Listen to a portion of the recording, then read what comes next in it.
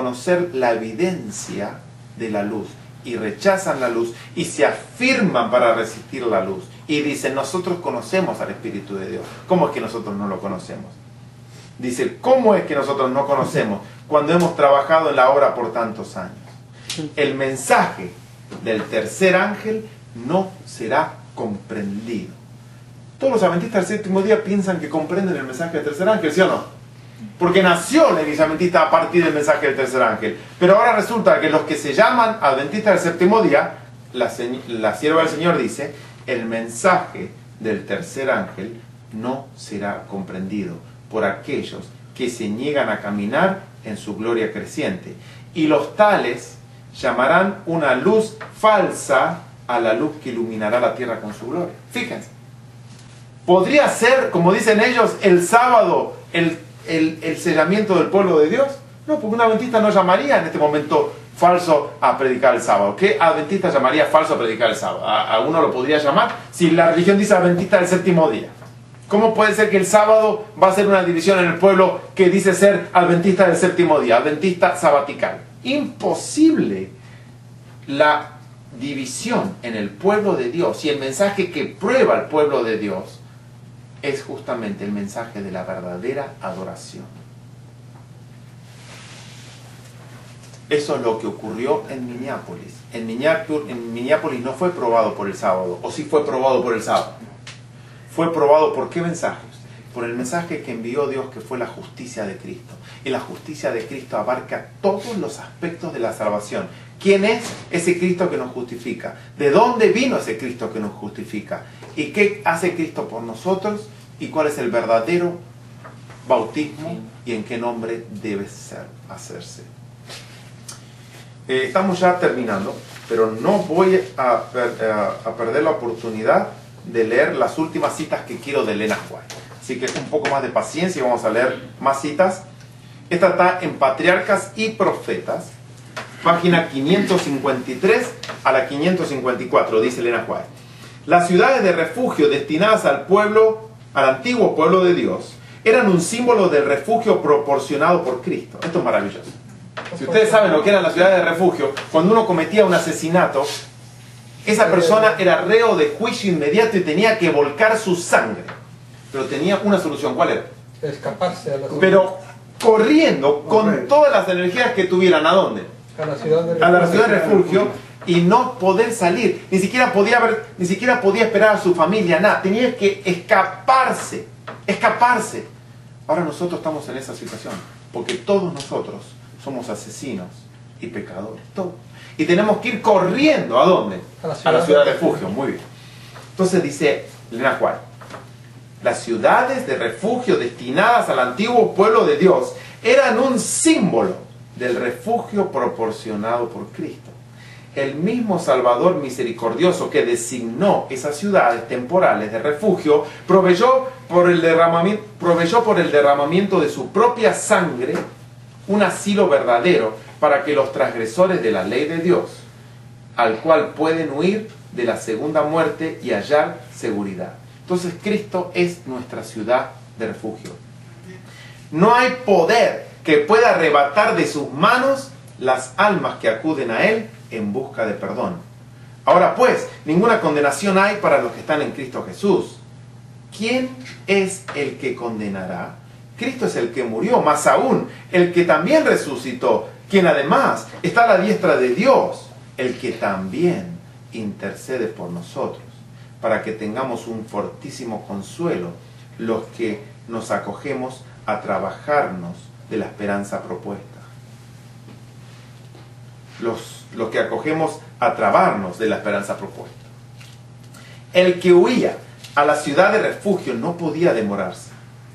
Abandonaba su familia y su ocupación. Escuchen esto, porque eso se tiene que aplicar hoy a nuestra vida, a tu vida, a mi vida.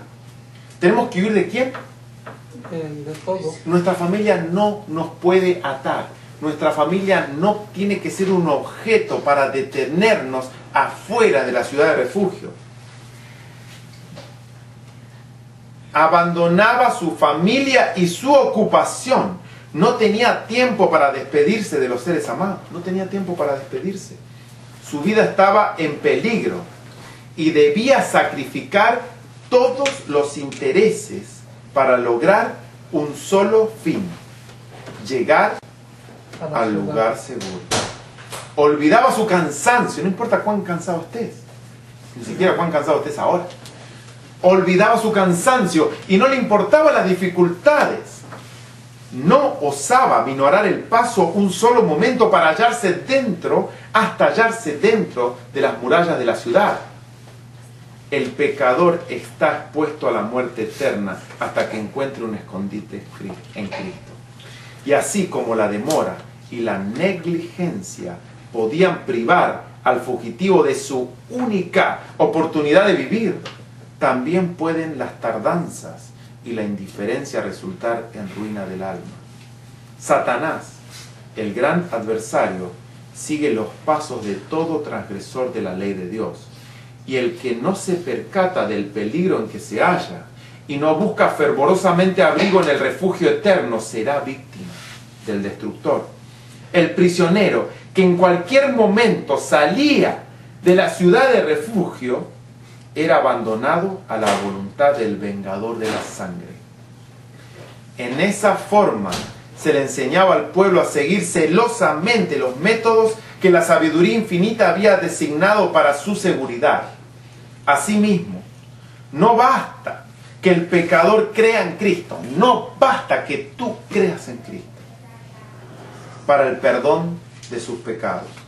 Debe, mediante la fe y la obediencia, permanecer en Él. No podemos salir de la ciudad. Una vez que hallamos la ciudad, que todos la hemos hallado, la ciudad, que estábamos fuera de la ciudad, ahora que entramos en la ciudad, que entramos en Cristo, no podemos salir un minuto, porque en el momento que salgamos, se acabó tu protección y Satanás te va a vertir tu sangre en la tierra.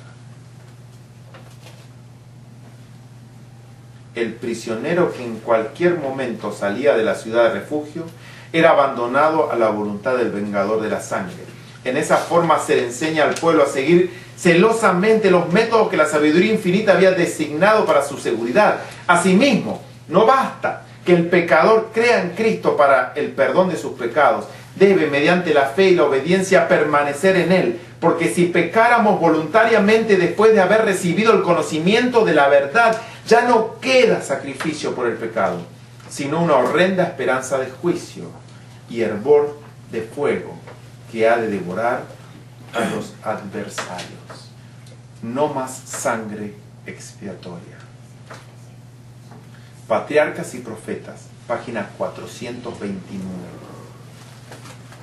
Por la manifestación de su Espíritu, Dios obra para reprender y convencer al pecador.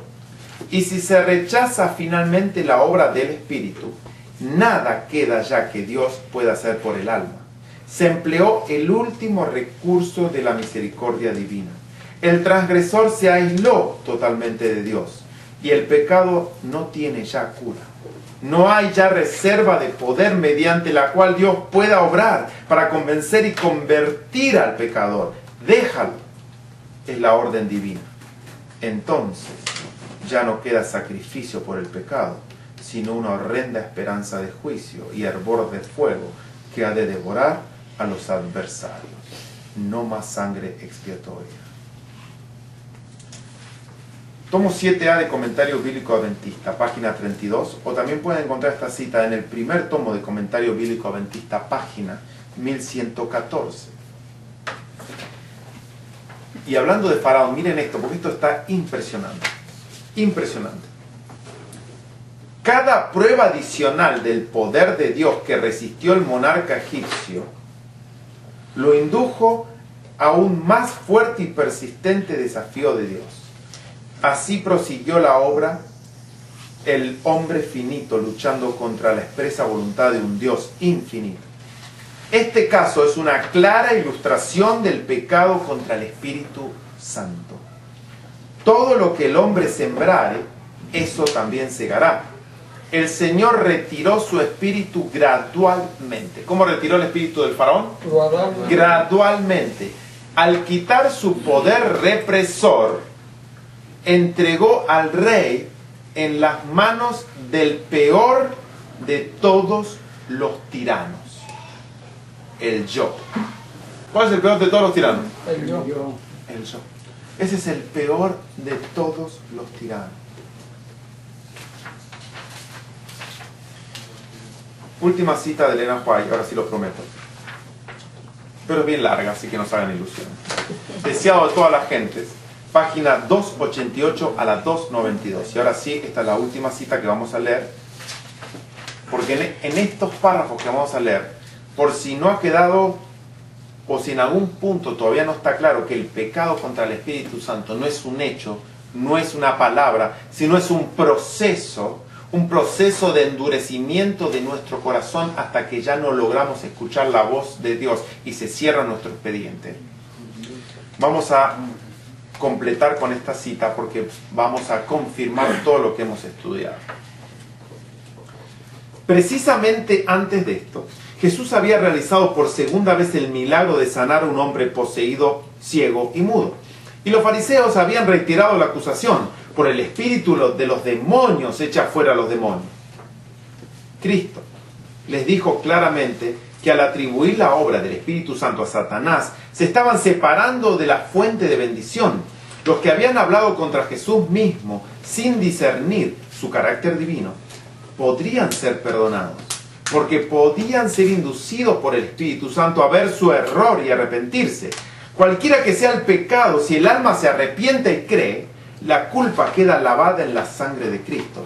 Pero el que rechaza la obra del Espíritu Santo se coloca donde el arrepentimiento y la fe no pueden alcanzarle. Es por el Espíritu Santo como obra Dios en el corazón. Cuando los hombres rechazan voluntariamente al Espíritu y declaran que es de Satanás, cortan el conducto por el cual Dios puede comunicarse con ellos. Cuando se rechaza finalmente al Espíritu, no hay más nada que Dios pueda hacer por el alma. Los fariseos a quienes Jesús dirigió esta amonestación no creían la acusación que presentaban contra él. Esto es muy importante. Los fariseos mismos que estaban diciendo que Jesús tenía un espíritu inmundo, ni ellos se creían lo que decían, porque ellos veían el poder de Cristo. No había uno solo de aquellos dignatarios que no se sintiesen atraídos hacia el Salvador. Habían oído en su propio corazón la voz del Espíritu que les declaraba el ungido de Israel y los instaba a confesarse sus discípulos.